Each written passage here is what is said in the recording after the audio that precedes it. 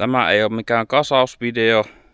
Tämä on nyt kokemuksia noin 2 vuoden jälkeen tämmöisestä Bronco 22 tonnin puuhalkaisukoneesta.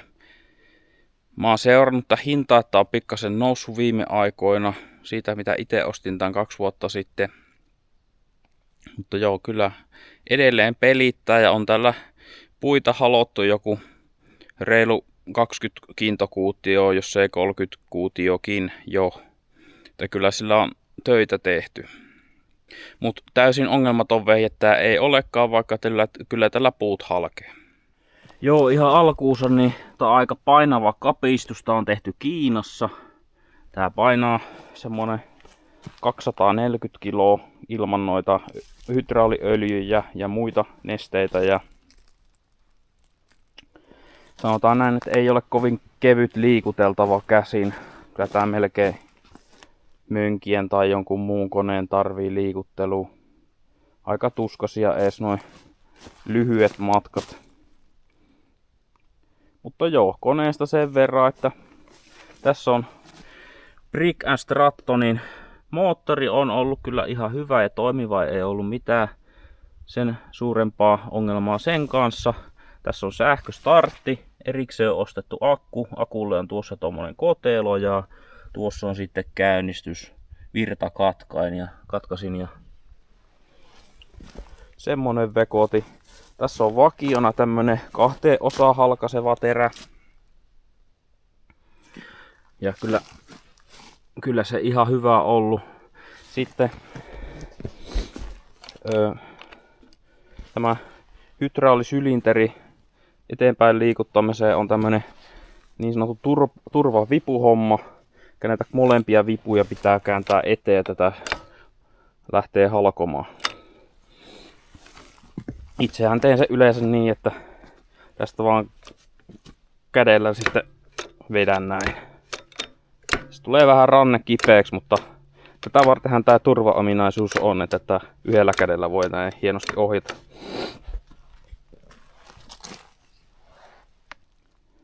Joo. Tää tuli tosiaan muutamassa palasessa ja sitten ne kasattiin yhteen ja pistettiin moottoriöljyt ja kytkettiin nämä virtajohdot tonne startti- ja solenoidiseudulle. Siihen ei ollut ohjeita.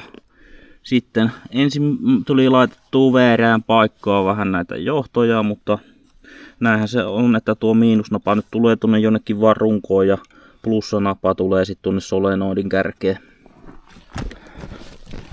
Tässä vielä toisesta kuvakulmasta. Sytytystulpan vieressä tommonen paikka.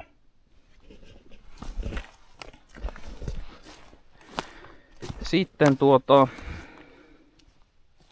moottoriöljyyn liittyen niin käyttöohjeissa on vähän kanssa niin kuin yleensä näissä kiinalaisissa leluissa niin vähän epävarmaa tietoa, että kuinka paljon sitä öljyä sinne laitetaan. Minä laitoin ohjekirjan mukaan ja laitoin puolet liian vähän. Todellisuudessa olisi pitänyt pistää tuplaten. Ja se tuli ilmi silleen, että moottori ei sitten suostunut lähteä käyntiin. Eli siellä on jotkut sensorit sitten sille öljyn pinnalle. Ja jos ei ole öljyä tarpeeksi, niin vehje ei inahdakaan ja ei lähde siten käyntiinkään. Tää konehan on sellainen, että tän saa käännettyä pystyasentoon, eli jos on paksumpi pölli, mitä ei viitti nostaa tuohon ylös, niin tän pystyy nostaa yläasentoon. Ja tää onkin tää halkaisupöytä sitten tuommoisella saranarakenteella täältä alhaalta kiinni ja sen läpi nyt menee tommonen tappi ja se sen siitä kohdalta sitten taipuu ja kääntyy tähän eteen.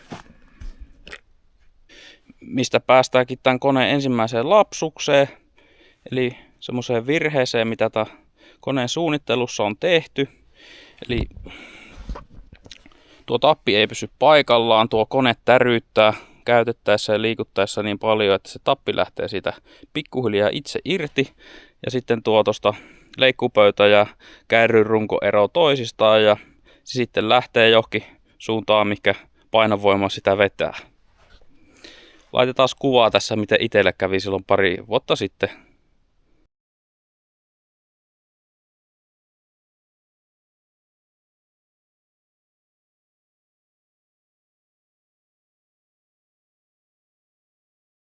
Tämä ongelman syyksi sitten paljastui tämä alkuperäinen tappi ja sokka. Alun perin tässä on vaan tämmönen hyvin yksinkertainen sokka tapin päässä. Ja kun kone täryyttää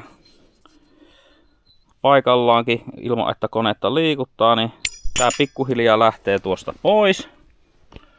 Sitten tappi lähtee sen jälkeen luistaan sieltä pihalle. Ja sen jälkeen tää leikkuupöytä lähtee tuosta painovoiman suuntaan ja se on aika painava. Se tulee sitten johonkin kohtaan. Itsellä ei käynyt onneksi kovin pahasti, se tuli vaan tätä öljytankkia vasten. Ja siitä sitten Pekkasen täytyy hioa ja maalata ja sitten taas lähti hommas kulaa. Ratkaisu tähän oli mennä kauppaan ja ostaa parempi tappi ja parempi sokka kiinnityspidin tähän, mikä tää onkaan nimeltä. Tää tämmönen lelu ei vaan pysy paikallaan. Siis tästä vehkeessä on YouTubessa mainosvideo, missä tällä ajetaan metikössä. Itse en ole uskalta tuohon lähteä. Vähän heikkoja teitä on kyllä vedetty tuota vehjettä, mutta kaikki nämä letkut ja muut mitä täällä alla on näin, niin en ole kyllä itse uskaltanut. Tähän menee aika paljon öljyä tähän vehkeeseen.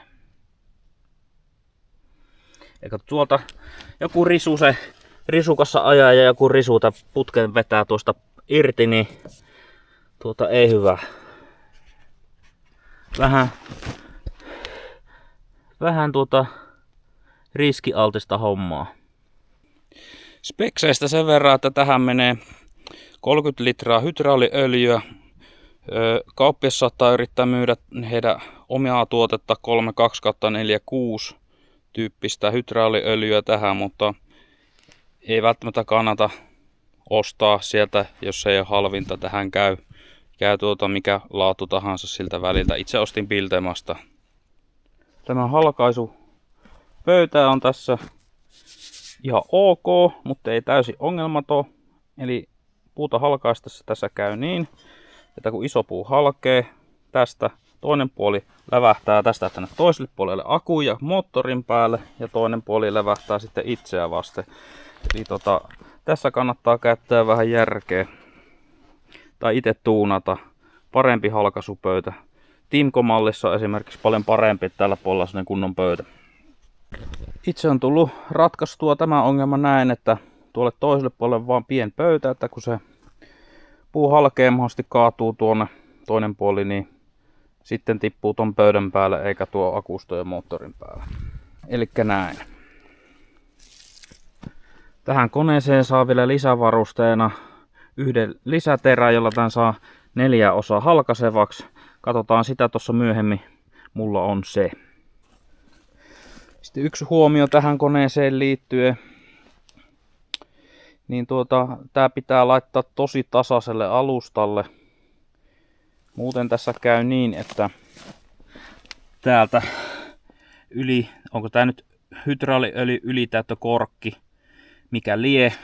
Jos on vähänkin epätasaisella paikalla, niin tuolta alkaa tulee sitten kaikki hydrauliöljyt pihalle tästä välistä näin. Eli siihen kannattaa vähän kiinnittää huomiota, että pistää tämän vehkeen tasaiselle paikalle. Tässä on myös tämmönen hydrauliöljyn lämpömittari. Eipä ole tullut seurattua, ei tullut ongelmaksi. Miksi itse päädyin tähän koneeseen pari vuotta sitten, niin yksi syy oli se, että näytti silloin ihan pätevältä. Ja toinen syy oli se, että tässä oli sähköstartti. Itse en sitä sähköstarttia niin kaivannut, mutta tällä koneella on 2 käyttäjää. Toinen on vähän vanhempi ihminen, niin hän halusi, että olisi sähköstartti ja tässä se oli sitten. Ja täytyy sanoa, että kyllähän se ihan mukavasti tuosta sähköstartista lähtee käyntiin. Ei ole ollut mitään ongelmaa sen suhteen. Sitten yksi ongelma tässä koneessa on se, minkä varmaan äsken näittekin, niin nämä tukijalat ei ole kovinkaan käytännölliset. Tai sanotaan, että tuo takajalka varsinkaan ei ole kovin käytännöllinen. Etujalan kanssa pystyy vielä elämään. Mutta tää kun taivutetaan täältä kuljetusasennosta tähän operointiasentoon, niin se on välillä vaikea saada pystyyn. Se on kiinteän mittainen ja jos se maa on siitä kohtaa vähän koholla, niin eipä saa siihen sitten, niin pitää siirtää aina parempaan paikkaan.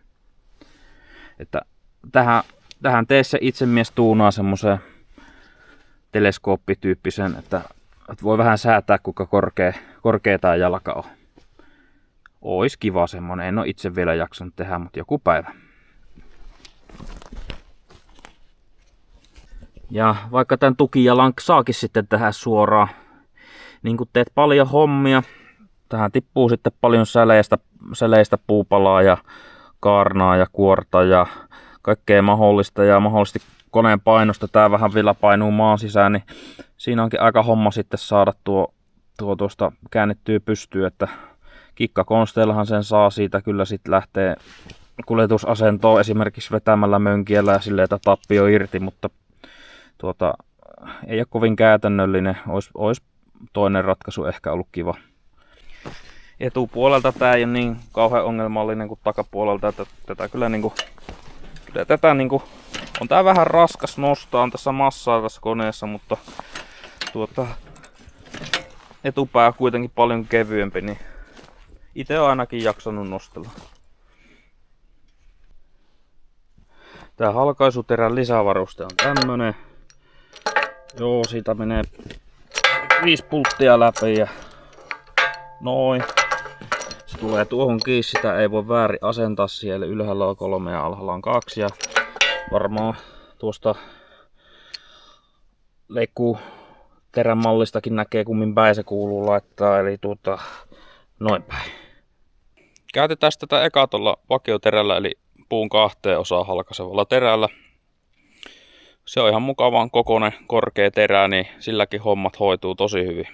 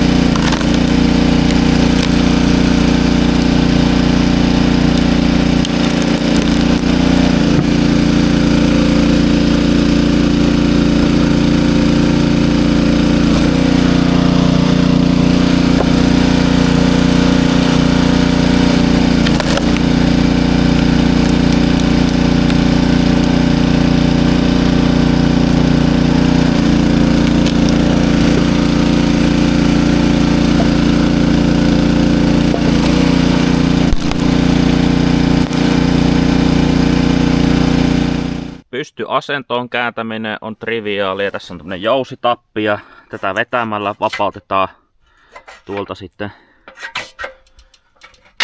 Ja tuolla on se saranatappi kärryn aisan ja halkaisupöydän välissä ja se siitä sitten kääntyy.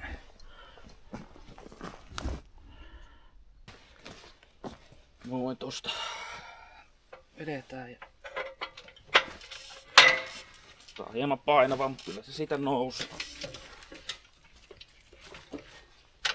Niin kuin näkyy, niin tukijalka ei aina ihan täysin pidä. Noin.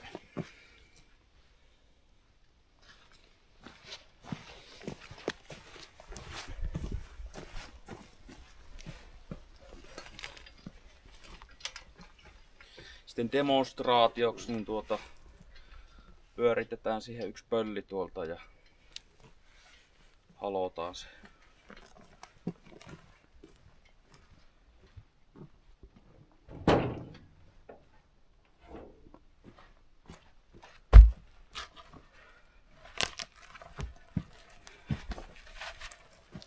Tää ei nyt vielä mene isosta, mutta kyllä tällä tosi isojakin pystyy halkaisemaan. Nostaa selällä tuohon ylös asti. Vaan pyörittää ja taas kone päälle.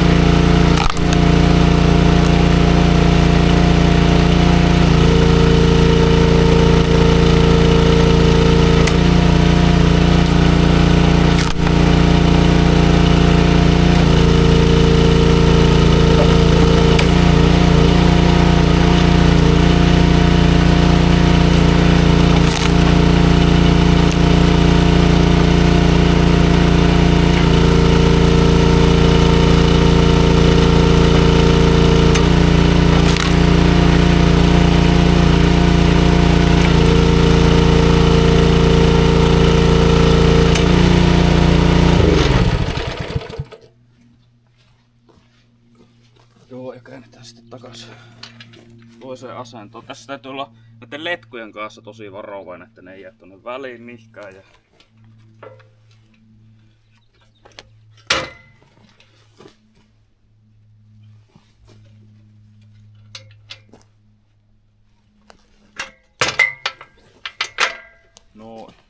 no niin, nyt on tämä 4 osaa halkaiseva terä tässä käytössä.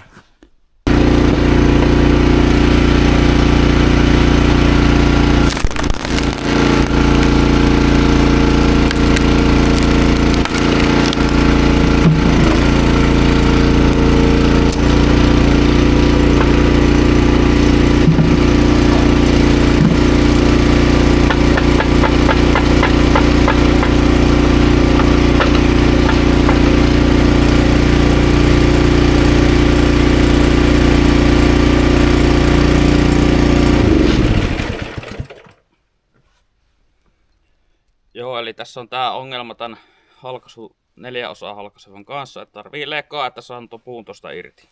Aetaan leka ja hakataan pois. Ei löytynyt lekaa, mutta löytyy vasara, katsotaan saada joku sillä pois.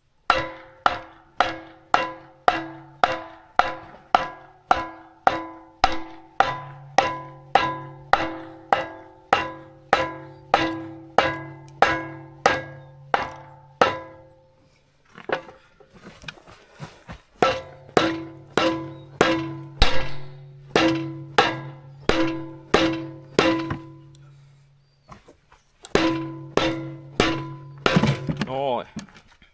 4 osaa halkaisevan terän kanssa on tuo ongelma, että puut jää sinne, kiiloutuu tuonne väliin. Ja en tiedä tapahtuuko sitä lyhyillä puilla, mutta ainakin näiden halkojen kanssa on aika suuri ja ärsyttävä juttu, että sen takia tulee tehtyä puita enemmän tuolla vaan 2 osaa jakavalla isolla terällä, että tuo 4 osaa jakavat siivet on kokonaan yleensä aina pois. Semmoset kokemukset meikäläisellä tosta koneesta. Kattelin, että tällä hetkellä tarjouksesta saa tuolla sen 1650. En nyt sano, että huono hankinta hintasekseen. Voi olla ihan hyvä jollekin. Itsekin ehkä voisin ostaa saman vehkeen uudestaan, mutta ehkä tää valaisi jollekin toiselle, että minkälainen kone tää on ja minkälaisia ongelmia muilla on mahdollisesti tullut tämän kanssa vastaan.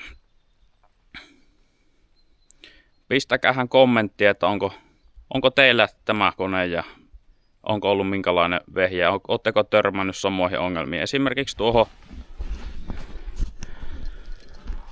tappiliitokseen aisarungon ja tuo leikkauspöydän rungon kanssa.